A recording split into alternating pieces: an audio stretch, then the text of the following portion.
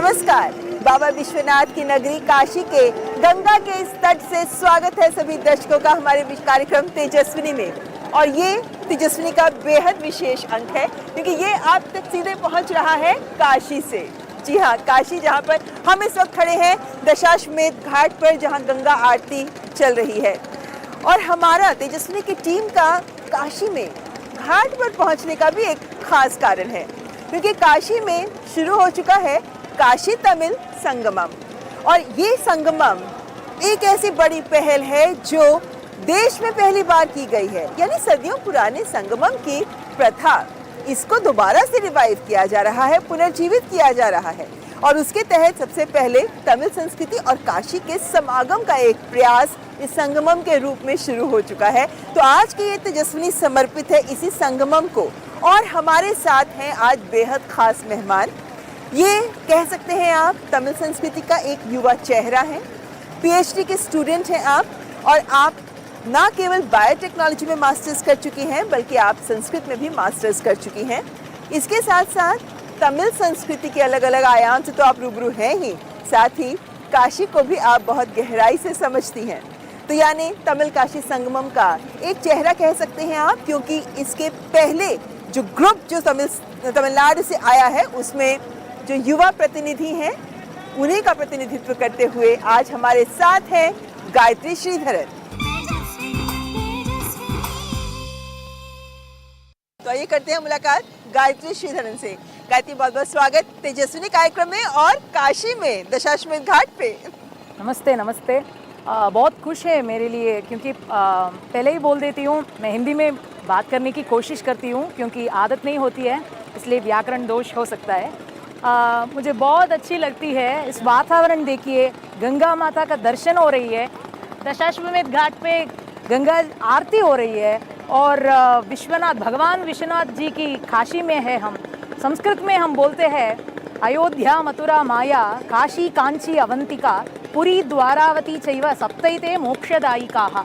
श्लोक में हमें जानती है, ये जान सकते हैं कि Kashipuri Mokshapuri. So it gives me an immense pleasure to be even in this very place क्योंकि this is just like a dream come true for me. Dream come true। और मुझे लगता है कि ये एहसास जो आपके एहसास हैं, जितने 250 से ज़्यादा छात्र तमिलनाडु के रामेश्वरम से काशी पहुँचे हैं काशी तमिल संगमम के लिए, उनके भी कुछ ऐसे से ही एहसास हैं।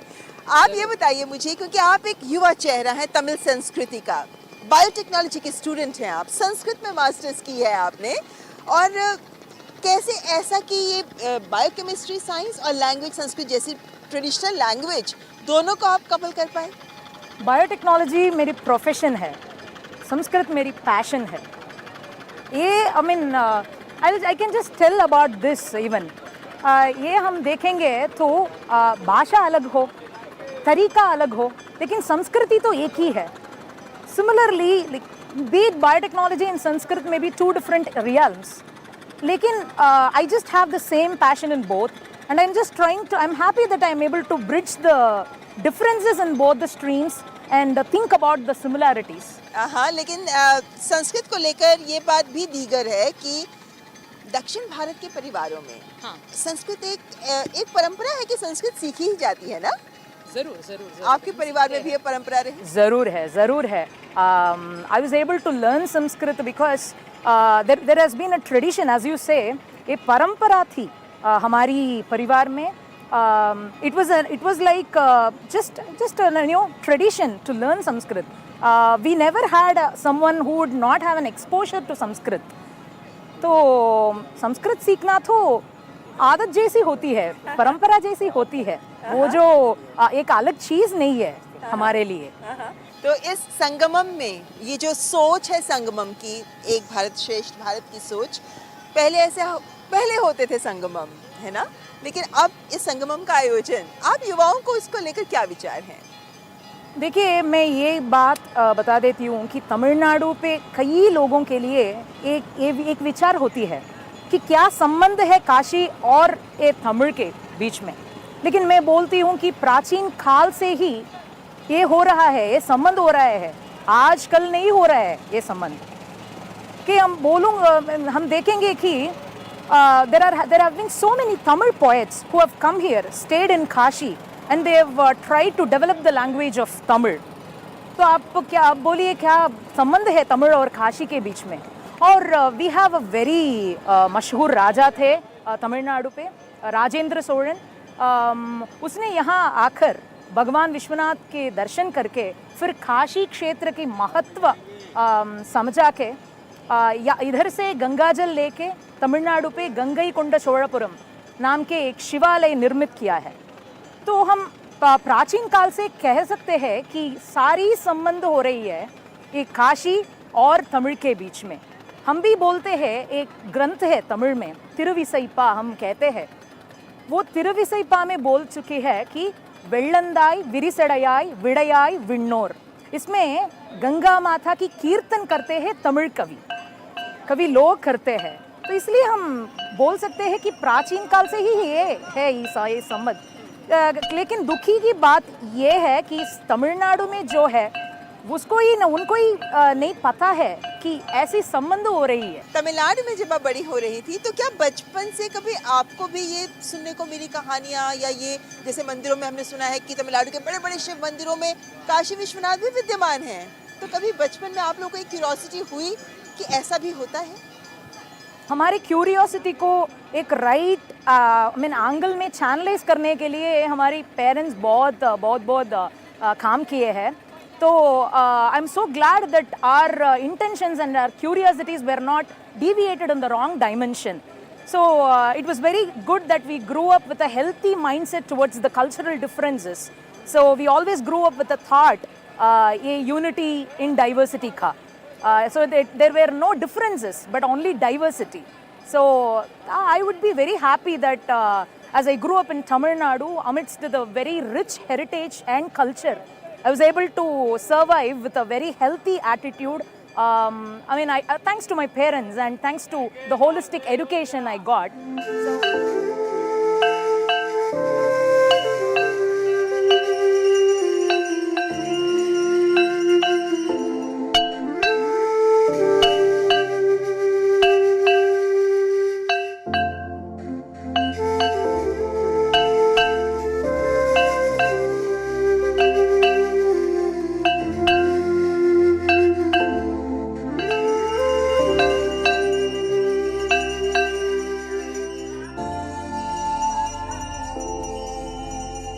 जब हम बात करते हैं न्यू इंडिया की, तब उसमें कहा जाता है विकास और विरासत साथ साथ.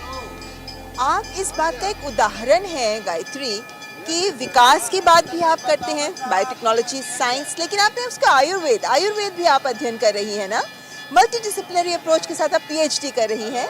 ये सोच कैसे आई? क्योंकि हमारे आज के युवाओं में अगर ये सोच है तो ये एक अच्छा संकेत है. Exploration is actually, exploration can be done only by people who have an interest towards it. That's what I say. So if you have if you have a thirst to explore, you keep searching for all the facts and you always keep thinking that क्या किसी संबंध होगा ये दोनों के बीच में. तो ये सोच है ना, ये सोच था इस डाइवर्सिफाइड फील्ड्स का अध्ययन करने के लिए. तो मैं सभी सोचती रहती हूँ कि क्या होगा, क्यों हम ये इंटरडिसिप्लिनरी वर्क नहीं कर सकते हैं, क्यों हम ये डाइवर्सिफाइड फील्ड्स को उसमें क्या है और इसमें क्या है, इस दोनों को क्यों संबंध कर नहीं सकते हैं. तो इसलिए मैं सोचती ही रहती हूँ बायोटेक्नोलॉजी और आयुर्वेद में भी क्यों संबंध नहीं है, कोई संबंध होगा जरूर होगा के लिए. हाँ, इसीलिए आप PhD कर रही हैं. गायत्री के साथ हमारी बातचीत यहाँ दशाश्वमेध घाट से जारी रहेगी, लेकिन फिलहाल यहाँ रुकेगी एक ब्रेक के लिए. आप देखते रहे तेजस्विनी.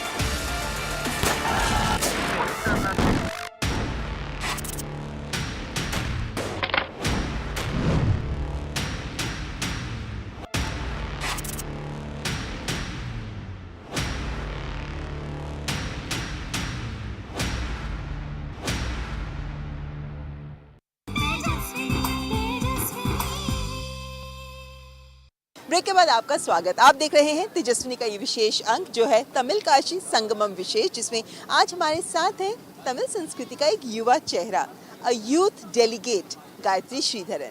तो गायत्री, आप जब यूथ डेलीगेट्स ट्रेन में रामेश्वरम से काशी की तरफ आ रहे थे तो जाहिर है बहुत बातें हुई होंगी।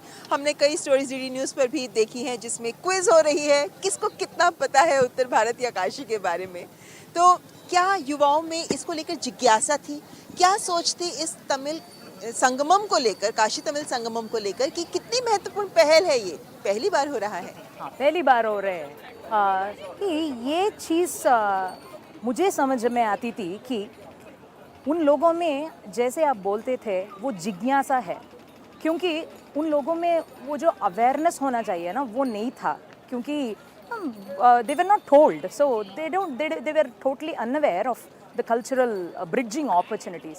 But let me tell you, जब ट्रेन हर एक स्टेशन में रुकती थी, जब लोग आते थे और हमारे स्वागत करते थे, और लेट मी टेल यू, नहीं, we don't know each other, एक दूसरे को नहीं जानते हैं, फिर भी उतनी वार्म वेलकम कर रहे थे हमको। So those people, those students were like, you know, they were stunned, they were so happy that you don't need to know a language in order to travel, in order to explore, and in order to understand people. So that time it made them to understand really that भाषा भाषयति सा भाषा हम कहते हैं। इसलिए भाषा और a language should be something that should unite you, that should unite different cultures, that should unite different places. So they were so excited of what this Kashi Tamil Sangamam is going to bring them. So that excitement I was able to see from them the very moment they started receiving these warm welcomes and everything. Rameswaram से train आई, यहाँ बहुत जोरदार ढंग से आप भगत हुई, स्वागत हुआ, खुद केंद्रीय मंत्री वहाँ मौजूद थे। ये बताइए मुझे, क्योंकि हमने ये भी देखा है कि बहुत सारे स्टॉल्स लगे हैं जिनमें व्यंजनों के स्टॉल्स भी हैं। यहाँ दर्शकों को बता दें कि ना केवल काशी के व्यंजन हैं बल्कि तमिलनाडु के भी खास व्यंजन हैं यहाँ पर। तो क्या है जो खाने का मन होता है कि भाई अब काशी जा रहे हैं तो ये ज़रूर खाएंगे? Many of my friends told me कि ये पालक पटा चाट, ये बनारसी चाट, ये सब खाना है, तो टमाटर चाट, ये सब बहुत खाने में मज़ा होती है। तो I'm really excited to try all those things. So like, you know, खाने में like I'm able to feel that sattvic taste that will be present in Kashi's chat or Kashi's cuisine. So because it is the land of Bhagwan Kashi Vishwanath. So really I'm excited to try this type of food. I mean, this is not about the cuisine or everything. This is something that will be made with love for us. I'm very sure with that, because even in today's conference, we were able to see that many people, they were all from different parts of the country, but they were all eagerly welcoming us. And even in the stalls, I was able to see that many temples from south and both north were established. They were all picturized and everything. So I'm really eager to try all those cuisine, you know, try all those, you know, this shopping and everything, you know. वे बोलते थे ही कि बनारस साड़ी हो जाए ना तो बहुत अच्छी होगा, जैसे हम कांचीवरम में बोलते हैं ना सिल्क साड़ीज, जैसे यहाँ पे बनारस साड़ी ही बहुत मशहूर है। तो सब करना है, बहुत एक्साइटमेंट है। आप लोगों को रामेश्वरम से काशी लाया गया विशेष ट्रेन में। रामेश्वरम और काशी, इसका क्या संबंध है? कई संबंध है ममता जी। पहले ये बोलूं कि जब हम तीर्थ यात्रा कर रहे हैं तो यात्रीगण पहले रामेश्वरम से शुरुआत करते हैं। पहले वहाँ पे जो अग्नि तीर्थ है वहाँ नहा के फिर भगवान रामनाथ के रामेश्वर के दर्शन लेते हैं, फिर वहाँ की तीर्थ और मिट्टी को लाके यहाँ पे काशी पे ये मिट्टी को गंगा माता में से मिला देते हैं, अर्पित करते हैं उनको, और फिर वो तीर्थ है ना, उस तीर्थ से अभिषेक करते हैं हमारी भगवान विश्वनाथ को। फिर यहाँ से गंगा का जल लेकर जाते हैं, जल लेके फिर वहाँ पे जाके रामेश्वर की वो जो सब अभिषेक और पूजा सब करवा देंगे, ये है। तो not only this, when we talk about the Vaishnavas point of view also, हम पंच माधव कहते हैं तमिल पे। वो है प्रथम सेतु माधव रामेश्वरम में जो मंदिर है ना, मंदिर के अंदर ही होती है ये माधव की मूर्ति, वो जो है वो सेतु माधव है। अच्छा। फिर यहाँ पे काशी पे बिंदु माधव, और फिर प्रयागराज पे वेणी माधव, और फिर आंध्र प्रदेश में कुंती माधव, और फिर तिरुवनंतपुरम केरला में हम सुंदर माधव कहते हैं। तो ये जो पंच माधव है, तो वैष्णव भक्त सब क्या करते हैं, तीर्थ यात्रा करने समय रामेश्वरम में सेतु माधव है ना, उनका दर्शन कर लेते हैं। फिर वहाँ से इधर नॉर्थ आके ये उत्तर भारत में ये बिंदु माधव और वेणी माधव का दर्शन कर लेते हैं। फिर वहाँ पे जाके सेतु माधव का अर्पण पूजा सब करवा देते हैं। तो ये है हमारी रिच कल्चरल हेरिटेज, ये है हमारी संस्कृति, ये है हमारी संस्कृति का संबंध है। तमाम बातें सुन रही हूँ या जो मैं पढ़ रही हूँ इसके बारे में, तो ऐसा लगता है मानो तमिलनाडु में जगह जगह पर काशी और तमिल संस्कृति के संबंध के स्मृति चिन्ह बिखरे पड़े हैं। तेनकासी, शिवाकाशी, तेनकाशी सदन दक्षिण काशी बोला जाता है ना, काशी दक्षिण काशी यानी दक्षिण की काशी। हाँ। ये उत्तर की काशी, तो वो दक्षिण की काशी, मेल तो हो ही गया है ना। हाँ, सच है।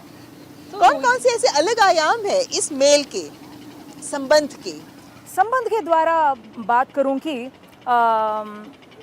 we'll talk in Tamil, we say तिरुवारूरिल पिरंदाल मुक्ति, विसे मतलब तिरुवारूर नामक एक स्थान है तमिलनाडु पे। We say when you are born in Tiruvarur, you get mukti, you get salvation. And similarly, we say when you visit Chidambaram and get darshan of the Lord Nataraja, you get mukti. And we say when you go to Tiruvannamalai and get darshan of Lord Arunachaleshwara, you get mukti. And even if you think about Tiruvannamalai, you get mukti. And we say when you go and stay and live in a place called Kanchipuram, you get mukti. Similarly, when you die in Kashi, you get mukti. So when we talk about all the mokshapuris and when we talk about the places of salvation, physical, mental, physiological salvation, and again at last we come to the actual salvation place called Kashi. Tamil Nadu से लेकर फिर यहाँ इधर ही आ रहे हैं हम। तो दक्षिण और उत्तर का मेल सभी होती ही रहती है, लेकिन ये जो चीज़ है ना, we fail to realize the संबंध है। तो संस्कृति संबंध होती ही रहती है। गायत्री, तमिल संस्कृति हम जानते हैं कि बहुत समृद्ध संस्कृति है और सभी घरों में जैसे वहाँ एक परंपरा ये भी होती है ना कि चाहे आप गीत सीखिए, गायन सीखिए या फिर आप कोई नृत्य सीखिए, सब सीखते हैं ना। आपने भी सीखा होगा, गाती हैं? ज़रूर ज़रूर ज़रूर ममता जी, आपने पूछ लिया ये सवाल। गाना और नृत्य, गीत और नृत्य, ये दोनों हमारी आँख जैसे होती है, क्योंकि ये एक्चुअली हमारी संस्कृति में घुसी हुई चीज़ है। तो इसलिए ज़रूर हम सीख लेते हैं गीत और नृत्य। ये जैसे आपने बोला था, ये एक परंपरा ही है। नहीं तो आप मैं भी गाती हूँ। गाती है ना? तो चलिए ऐसे गंगा के किनारे पे इस शुभ अवसर पर कुछ सुनाएंगे हमें? ज़रूर। ये जो एक तमिल गाना है, तमिल गीत है, देश राग पे, துன்பம் நேர்கையில் யாழெடுத்து நீ இன்பம் சேர்க்க மாட்டாயா நல் அன்பிலா நெஞ்சில் நல் அன்பிலா நெஞ்சில் தமிழில் பாடி அன்பிலா நெஞ்சில் தமிழில் பாடி நீ அல்லல் நீக்க மாட்டாயா கண்ணே அல்லல் நீக்க மாட்டாயா துன்பம் நேர்கையில் யாழெடுத்து நீ இன்பம் சேர்க்க மாட்டாயா। बहुत बढ़िया, बहुत खूब। आप तमिल सुनाया आपने हमें, तमिल का गीत, लेकिन आपने संस्कृत भी सीखी हुई है, आप संस्कृत भारती से जुड़ी हुई हैं, संस्कृत में आप बहुत अच्छे से बोलती भी हैं और गाती भी हैं, है ना? जरूर जरूर तो संस्कृत में कुछ दो लाइन।